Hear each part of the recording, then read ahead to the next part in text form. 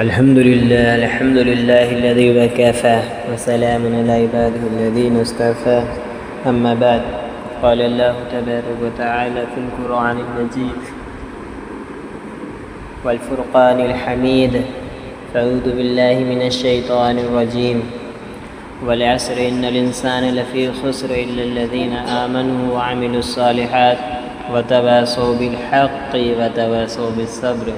صدق الله العظيم قال رسول الله صلى الله عليه وسلم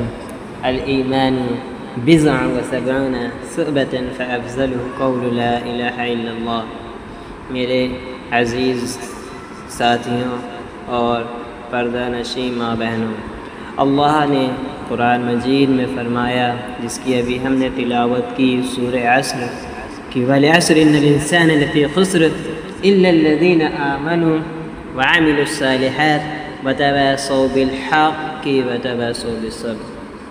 کہ زمانے کی قسم انسان جو ہے وہ خسارے میں ہے، الا الذین آمنوا وعملوا الصالحات، کہ سب خسارے میں سے ان لوگوں کے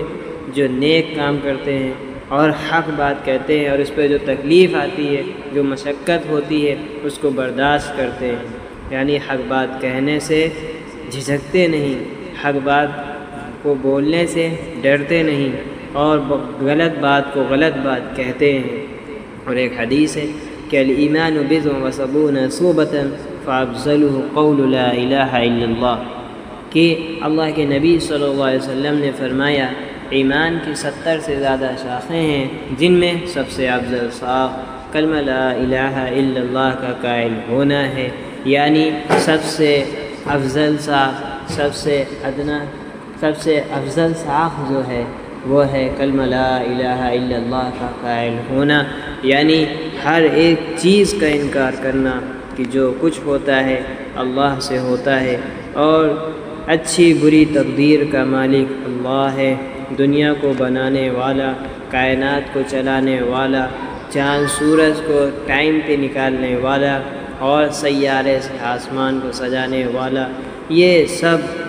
کرنے والا صرف تنہا اللہ ہے۔ اللہ کے سوا کوئی معبود نہیں، کوئی خالق نہیں، کوئی مالک نہیں، کوئی رازق نہیں۔ اگر کوئی اللہ کے سوا غیر اللہ سے مدد مانگتا ہے اور اللہ کے سوا غیر اللہ کی عبادت کرتا ہے، یا اللہ کے ساتھ کسی کو شریک ٹھہراتا ہے، یا اللہ کے ساتھ شرک کرتا ہے، تو اللہ تعالیٰ قرآن مجید میں فرماتا ہے ان الشرک لظلم عظیم، کہ شرک بہت بڑا گناہ ہے۔ اللہ تعالیٰ فرماتا ہے کہ اللہ ہر ایک گناہ کو معاف فرما دے گا،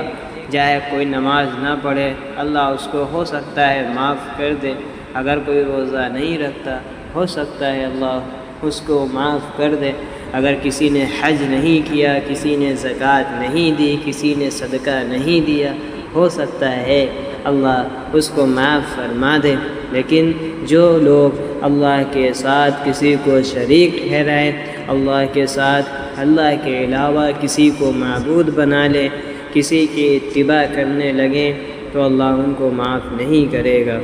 اللہ تعالیٰ مشرکوں کو معاف نہیں کرے گا، اللہ ان کو ہمیشہ ہمیشہ کے لیے جہنم میں پھینک دے گا۔ اللہ تعالیٰ قرآن مجید میں فرماتا ہے وَمَا خَلَقْتُ الْجِنَّ وَالْإِنسَ إِلَّا لِيَعْبُدُونَ، کہ ہم نے انسان اور جنات کو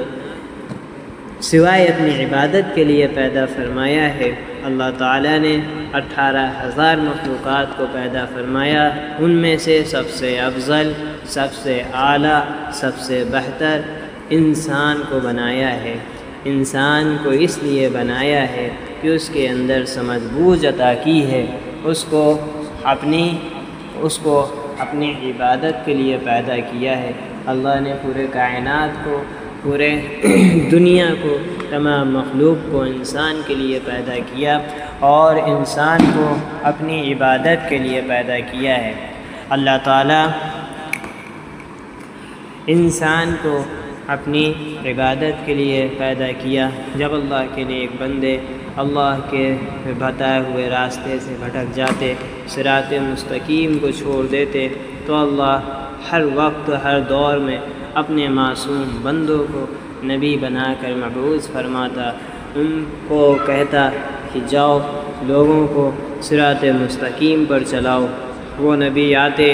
اور لا الہ الا اللہ کی دعوت دیتے کہ اے لوگوں، اے اللہ کے بندو، اے اللہ کے بندو کلمہ پڑھ لو، لا الہ الا اللہ، کامیاب ہو جاؤ گے۔ جب وہ کلمہ پڑھ لیتے اور مسلمان ہو جاتے، پھر ان کو نماز پڑھائی جاتی، ان کو روزہ رکھنا سکھایا جاتا، ان پہ حج کرنا فرض ہوتا ہے۔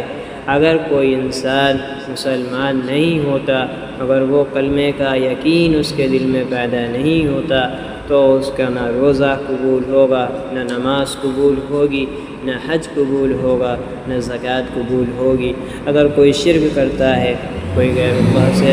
مدد طلب کرتا ہے، کوئی غیر اللہ کی اتباع کرتا ہے اور وہ اپنا کسی راستے بھٹک جانے والے کو فالو کرتا ہے تو وہ کامیاب نہیں ہو سکتا۔ اس کے بعد حدیث میں آگے فرمایا اللہ کے رسول صلی اللہ علیہ وسلم نے کہ سب سے ادنا جو چیز ہے، یعنی سب سے ادنی شاخ جو ہے ایمان کی، وہ یہ ہے کہ راستے سے تکلیف دہ چیز کو ہٹا دینا ہے۔ اگر کوئی انسان راستے پہ چل رہا ہو اور اگر کوئی تکلیف دہ چیز راستے میں پڑی ہے، اگر اس کو اس نے نہیں ہٹایا تو وہ اس سے نقصان کو اٹھا سکتا ہے۔ اس لیے ایک حدیث میں ہے المسلم اخو المسلم، یعنی مسلمان کا بھائی ہے۔ اللہ کے رسول صلی اللہ علیہ وسلم نے فرمایا جو اپنے لیے پسند کرو تو وہ اپنے بھائی کے لیے پسند کرو۔ اللہ ہمیں سچا مومن بنائے، سچا ایمان والا بنائے، اور ہمیں اللہ اپنے صالحین بندوں میں، اپنے صادقین بندوں میں ہمیں شمار فرمائے۔ اللہ ہم سب کو ہدایت عطا فرمائے، اور اللہ ہمیں شرک و بدعت سے، ہر طرح کی عیب سے، ہر طرح کے فتنے فساد سے، ہر طرح کی لغزشوں سے، گناہوں سے ہماری حفاظت فرمائے۔ وآخر دعوانا ان الحمد للہ رب العالمین۔